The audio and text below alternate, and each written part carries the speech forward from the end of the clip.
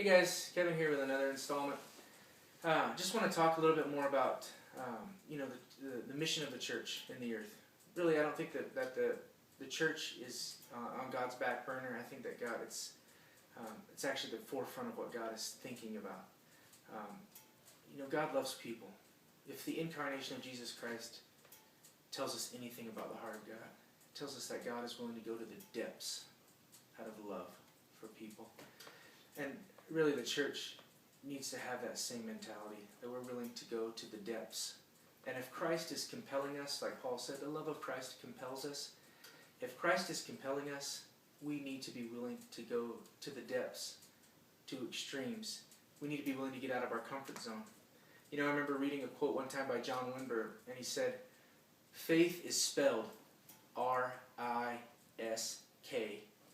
And that ultimately, faith looks a lot more like courage than it does like belief. And that's not in any way to downplay orthodoxy or holding to the plumb line or holding to the center of the universe, that Jesus is Lord.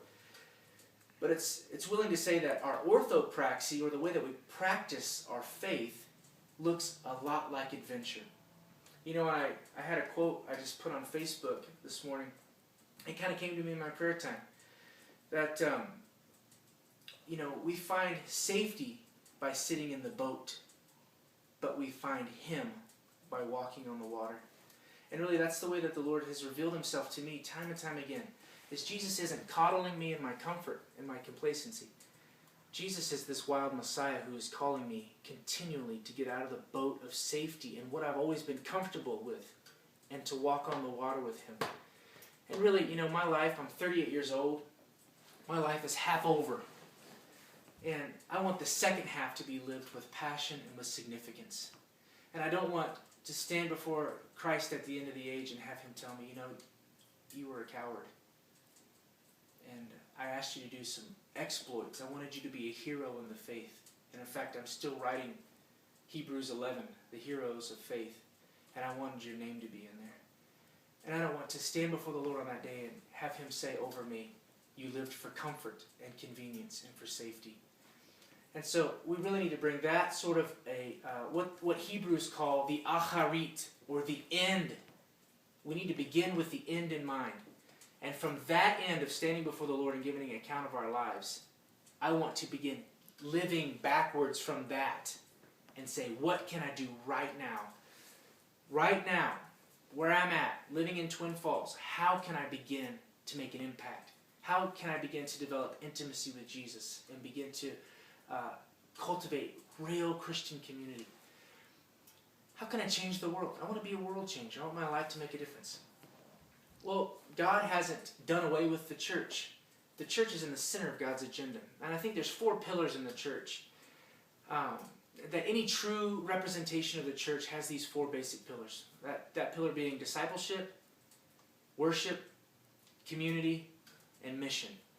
And our heart in planting a church here in Twin Falls is not to bring something exterior and put it here and hope that it works.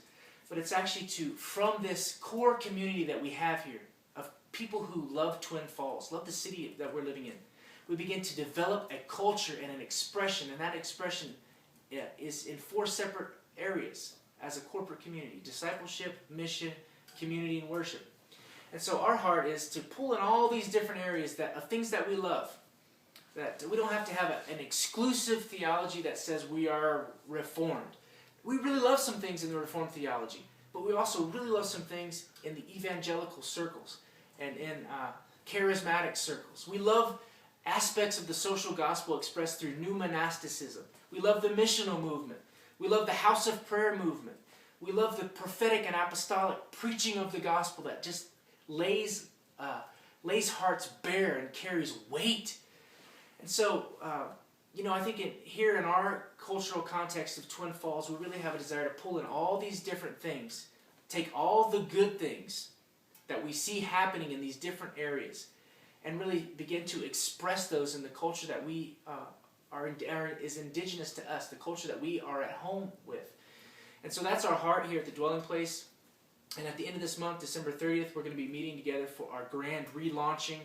It's a new vision. And it's actually a very big vision. It'll take, I think, weeks and maybe months to be just unpack all of these things that's on our heart. But we invite everybody to come out at the end of the month to the Dwelling Place in the Southern Idaho House of Prayer. It's located on South Blue Lakes here in Twin Falls. And you can find us on Facebook at the Dwelling Place. And so thanks for your time.